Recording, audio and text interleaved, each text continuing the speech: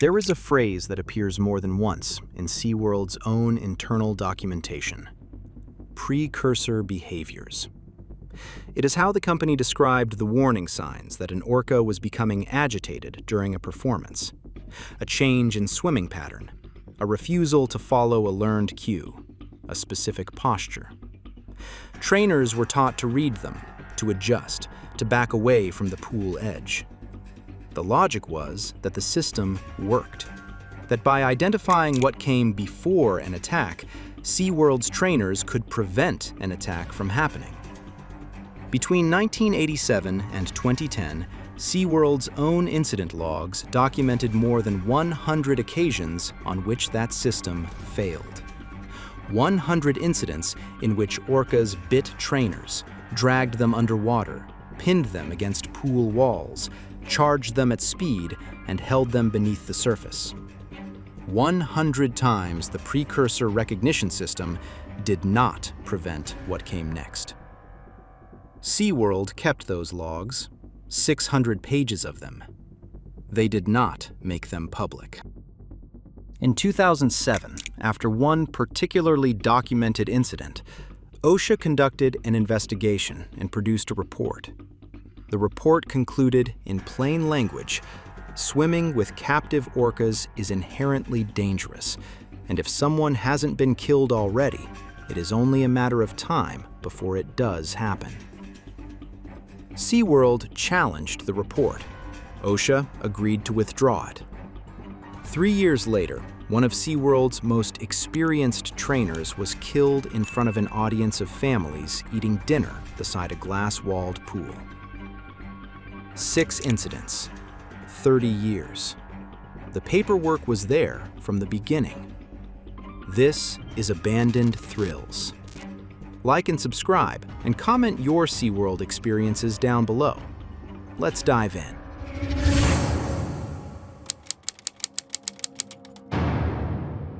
The first thing to understand about John Silic's accident is that it was completely visible. There was no ambiguity about what happened, no conflicting witness accounts, no camera angle problems. Several thousand people were watching when it occurred. It was filmed. Silic was a trainer at SeaWorld San Diego. The stunt he was performing that afternoon required him to lie flat across the back of one orca, while a second orca was cued to leap over him. The intention was to create the impression, for the audience, that a 12,000-pound apex predator was vaulting over a human being. The margin for error, in terms of the distance between Silic's body and the second whale, was measured in feet. The second orca mistimed the leap. It came down directly on top of Silic, crushing him between itself and the whale beneath him. The impact fractured his vertebrae, his femur, and his pelvis simultaneously. He was compressed at enormous speed between two animals with a combined weight of more than 20,000 pounds. He survived. The footage exists. It was broadcast in subsequent years as part of documentary coverage of SeaWorld. You can watch a man be crushed by an orca in front of a live audience. And what makes it deeply strange is that in the footage, the crowd does not immediately understand what they have just seen. John Silic was not an inexperienced trainer. He knew the animals. What he didn't know, what he would later claim in court he had never been told, was the documented history of the animals he worked with. Silic filed a lawsuit against SeaWorld. In it, he alleged that the company had not warned him about the dangerous propensities of killer whales, and had provided him with assurances that his level of experience with orcas was not a safety concern. He was not told the full history.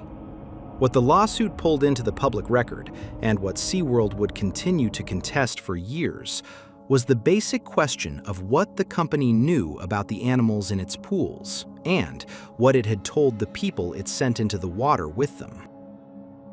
The 1987 incident left John Silic with injuries that required extensive surgery and rehabilitation. He recovered. The stunt that crushed him was modified. SeaWorld implemented new safety protocols for live performances. The shows continued. 18 months after John Silic was crushed between two orcas in front of thousands of people, SeaWorld expanded its orca program. The Shamu show became the centerpiece of the company's identity, a live performance in which humans and killer whales performed together in the same water at speed. What you need to hold on to as you hear the next 5 stories is this. 1987 was not the beginning of SeaWorld's knowledge that working in close proximity to captive orcas carried lethal risk. It is simply the earliest story on this list where someone survived to tell it in court.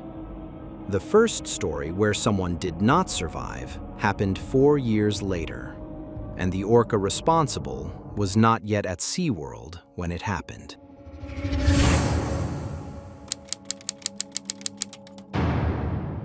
She had wanted to work with marine mammals her whole life.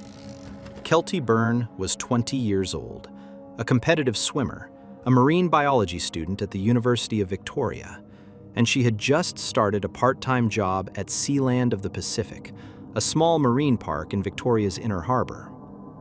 She was not yet a full trainer. She was learning.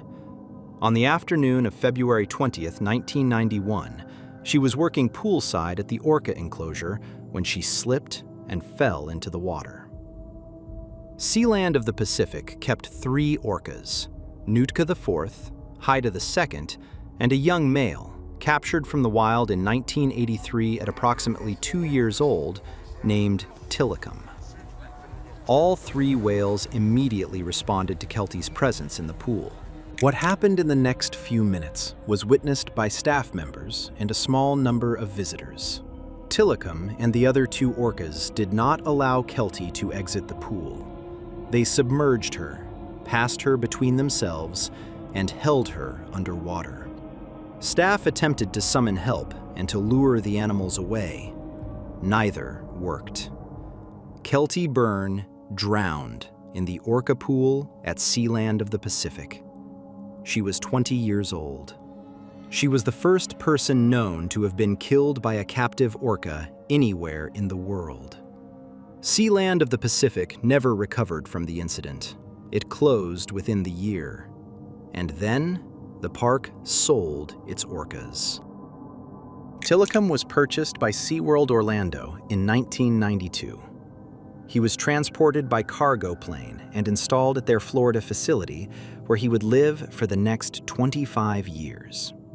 He became one of SeaWorld's most valuable assets, not as a performer in the main shows, given his known history with Keltie Byrne's death, but as a breeding animal. He fathered more than 20 calves during his time at SeaWorld. His genes are present in the majority of orcas currently held in captivity worldwide. The question of what SeaWorld knew about Tilikum's history when they acquired him was never fully answered in any public proceeding. They knew he had been involved in a human death. That is documented.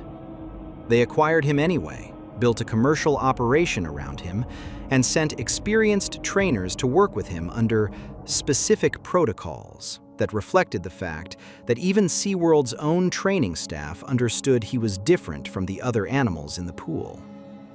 Keltie Byrne died in 1991. SeaWorld's first response to a human death caused by a captive orca in their care was to purchase the orca responsible. That decision would cost 2 more people their lives.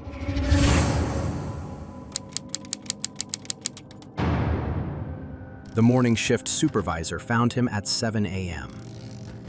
Daniel Dukes was 27 years old. He had visited SeaWorld the previous day, a paid guest. At some point after the park closed, he had not left. He had concealed himself inside the facility, evaded overnight security, made his way through restricted areas, stripped off his clothing, and entered Tilikum's pool. His body was found the next morning, draped across Tillicum's back. What happened between the moment Daniel Dukes entered the pool and the moment his body was found was the subject of a brief investigation that produced a statement from SeaWorld that has never been satisfactorily explained. SeaWorld's public statement indicated that none of the cameras monitoring Tillicum's enclosure had captured what happened. The orca pools at SeaWorld Orlando are monitored around the clock. That is not a public relations commitment. It is an operational necessity when you are housing a 12,000-pound apex predator in an enclosed facility. The cameras are there. They run. SeaWorld said the footage did not exist. The coroner's report described what Tillicum had done to Daniel Dukes' body. There were scrapes and bruises across the entire body. There were puncture wounds on his leg. His genitals had been ripped open. Divers recovering the body from the pool found small pieces of him at the bottom. The official cause of death was drowning and hypothermia. No charges were filed. The death was classified as the result of a trespasser's own conduct, a person who had deliberately entered a restricted area and paid the consequences. SeaWorld expressed condolences. The park reopened the following morning. There was no regulatory investigation of the no footage claim. There was no public inquiry into how a person had moved through an active, operating marine facility after closing, penetrated a restricted pool area, and entered the water with an orca that the park's own protocols designated as requiring special handling, without any of this being detected until the next morning. Daniel Dukes was the second person to die in connection with Tillicum. He was not a trainer. He was not an employee. Whatever brought him to that pool on that night is a separate question. What SeaWorld's institutional response tells us, no footage, no review, park opens tomorrow, belongs in the same file as everything else in this video. The third person Tillicum killed was a SeaWorld employee with 15 years of experience. She died 11 years later. Between those two deaths, SeaWorld had documentation of what was coming.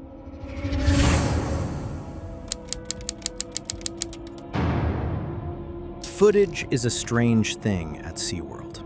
In 1987, the cameras captured John Silic being crushed between two orcas, and that footage eventually became public.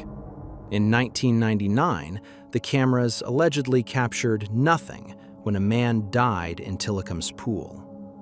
What happened on a Wednesday afternoon in November 2006 at SeaWorld San Diego falls into the first category. The cameras were running, the audience was watching, and what they recorded is among the most deeply disturbing things you will find in the public record of SeaWorld's history. Kenneth Peters was a senior trainer. He had spent years with these animals. He knew their cues, their patterns, their individual personalities. He understood, professionally, what precursor behaviors looked like. He was performing with Kasatka, a female orca, during a live show. Kasatka grabbed his foot. What followed lasted several minutes. In front of an audience that included families and children, Kasatka repeatedly dragged Peters to the bottom of the pool and held him there. Peters used every tool in his training arsenal: operant conditioning signals, calm body language, repeated attempts to communicate a cue, to manage an animal that outweighed him by approximately 6,000 pounds and had decided, for reasons no one has ever been able to fully explain, not to let him go. You can watch the footage. Peters surfaces repeatedly, gasping before being pulled under again. At one point, he can be seen tapping Kasatka's rostrum in what trainers call a bridge signal, an attempt to redirect her attention. She continues to hold him. Audience members are visible at the side of the pool, some standing, some in apparent distress. Peters was eventually released. He came out of the water with a broken foot. The entire incident was filmed from multiple angles, by the park's own cameras and by audience members. The footage became part of the Blackfish documentary and was broadcast internationally. But what happened institutionally in the months after Kenneth Peters was dragged to the bottom of a pool by Kasatka is what matters most for this video. OSHA conducted an investigation. In 2007, 1 year after the Peters incident, OSHA produced a report. It was specific, it was documented. It stated, the continuing factors to the incident, in the simplest of terms, is that swimming with captive orcas is inherently dangerous, and if someone hasn't been killed already, it is only a matter of time before it does happen. SeaWorld challenged the report. They argued, formally and in writing, that the conclusion was not supported by the evidence. OSHA agreed to withdraw it. The report, the one that said explicitly that a death was coming, was removed from the record. SeaWorld continued its waterwork program. Trainers continued to enter pools. 2 years, 2 months, and 3 days after OSHA withdrew that report, Dawn Brancheau was killed.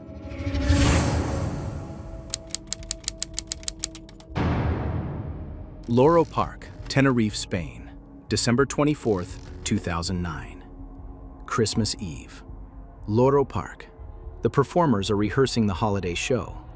Alexis Martinez was 29 years old, Spanish, experienced, having worked with orcas at Loro Park since 2004.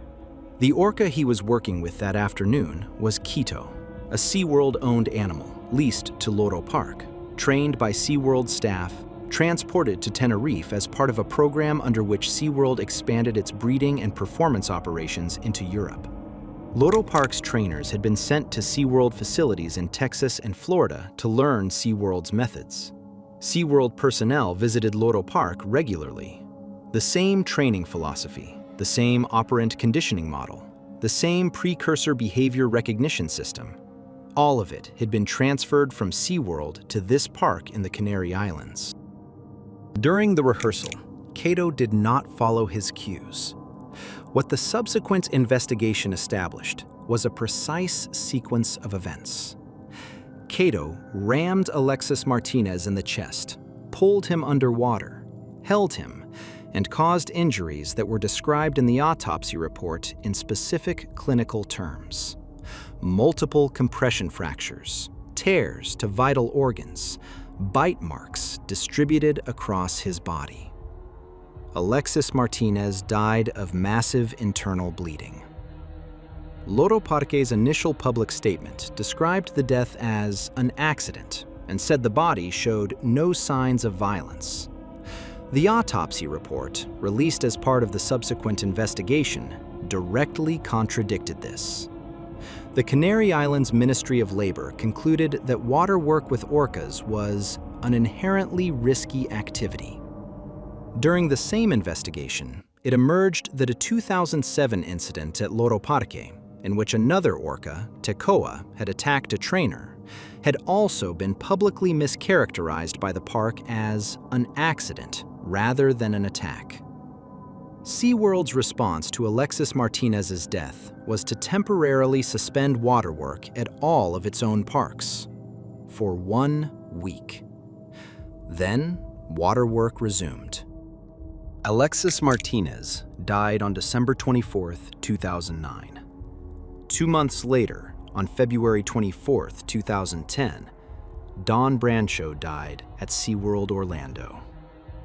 2 trainers, 8 weeks apart, the same company's animals, the same training philosophy, the same institutional response to documented prior incidents.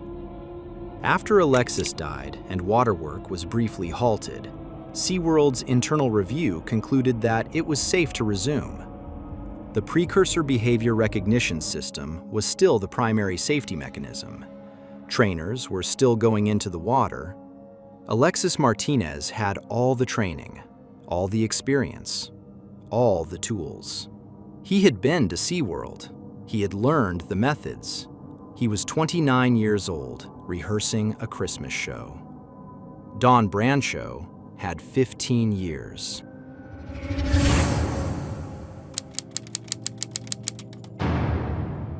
She set her heart on this job at a family vacation to Orlando when she was a child.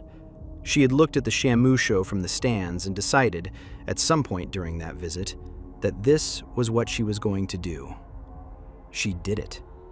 She spent 2 years working with dolphins in New Jersey, then joined SeaWorld Orlando in 1994. She worked with orcas for 15 years. She was SeaWorld's most recognizable trainer.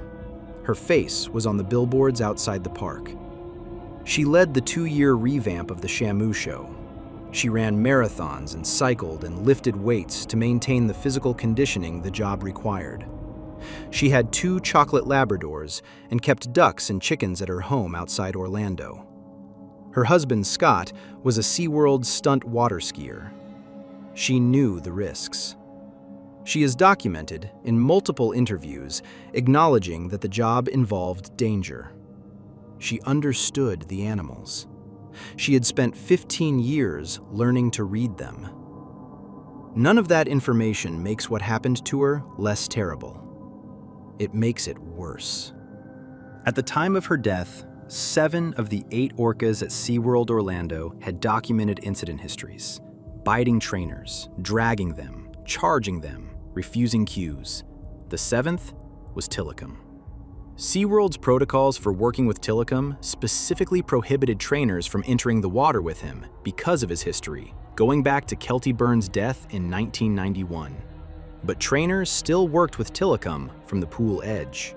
From the slide out, a sloped platform at the edge of the pool where trainers could lie beside the animals for close contact work. The dry work protocols for Tilikum were considered sufficient because he was not considered dangerous in a dry work context. Dawn was at the pool's edge. Tilikum was performing in a Dine with Shamu show. Guests seated at an open-air restaurant, watching through glass as the orca performed and was fed. The show had ended.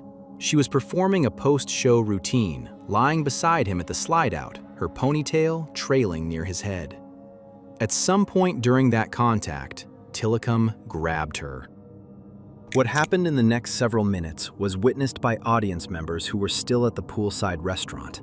It was also filmed by SeaWorld's own cameras that in 1999 had allegedly failed to capture what Tilikum did to Daniel Dukes. The footage of Dawn Brancheau's death exists.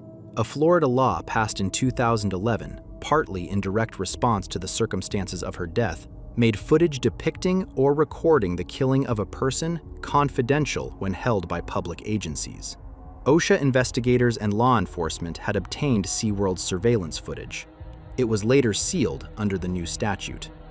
What the witnesses described, Tilikum took her by the ponytail or forearm, accounts differ slightly, and pulled her into the water. He dragged her to the bottom. He surfaced, submerged, surfaced again. Staff attempted to lure him away with food. They attempted to herd him into a smaller pool with nets. None of it worked immediately. He would not release her. He scalped her. He bit off one of her arms. He fractured most of her body. She died from a combination of drowning and traumatic injuries. By the time staff were able to direct Tilikum into a smaller pool using a platform that raised from the floor, there was nothing to be done. OSHA investigated and fined SeaWorld $75,000 for 3 violations. SeaWorld called the findings unfounded. They challenged the citations. What emerged in the subsequent legal proceedings, the 600 pages of internal incident reports, the prior attacks, the suppressed 2007 report, was entered into the public record. A federal judge found it implausible and difficult to reconcile that SeaWorld had been unaware of the hazards. The violation was downgraded from willful to serious. The fine was reduced to $12,000. $12,000. Dawn Brancheau had been SeaWorld's poster trainer for 15 years. The fine for the circumstances of her death was $12,000, less than the cost of a single week's advertising on the billboards where her face had appeared. SeaWorld appealed the ruling 4 more times. In 2014, they decided not to take it to the Supreme Court. Trainers are no longer permitted to enter the water with orcas during performances. That is the regulatory outcome of Dawn Brancheau's death. Her family, in a statement after Blackfish was released, asked that the conversation not be reduced to the whales. A human life was lost, they said. It feels as though some believe her death was just a footnote. They were right to say it. The stories in this video are not ancient history. They are in the public record, in OSHA filings, court transcripts, and autopsy reports. If you believe this kind of documentation matters, subscribe to Abandoned Thrills. We document this every week. 6 incidents, 30 years, the same institution, the same decision made again and again. The show continues. In 1987, John Silic was crushed between 2 orcas in front of thousands of people. The show continued. In 1991, Keltie Byrne drowned in a pool in Victoria, and the orca responsible was sold to SeaWorld and placed at the center of its most profitable program. The shows continued. In 1999, Daniel Dukes was found dead in Tillicum's pool, and SeaWorld said the cameras had captured nothing, and there was no investigation of that claim, and the park opened the next morning. The show continued. In 2006, Kenneth Peters was dragged to the bottom of a performance pool in front of a live audience, and OSHA investigated and produced a report that said a death was coming, and SeaWorld challenged it, and OSHA withdrew it. The shows continued. On Christmas Eve 2009, Alexis Martinez was killed in Tenerife by a SeaWorld-owned orca. SeaWorld suspended waterwork for 1 week. The shows continued. On February 24, 2010, Dawn Brancheau died at SeaWorld Orlando. The fine was $12,000. Trainers can no longer enter the water during shows. Tillicum died in January 2017 at approximately 36 years old. SeaWorld announced in 2016 that it would end its orca breeding program. The orca shows still run. The animals bred during SeaWorld's program are still in the pools. They have nowhere else to go. They were born in captivity and cannot be released. The park's website describes the current experience as an up-close encounter with these majestic animals. In September 2024, a trainer at SeaWorld Orlando was injured during a desensitization training exercise with a killer whale. OSHA investigated and issued a fine of $16,550. SeaWorld is contesting the citation. This has been Abandoned Thrills, where we document the accidents that changed everything. Subscribe so you never miss the next one.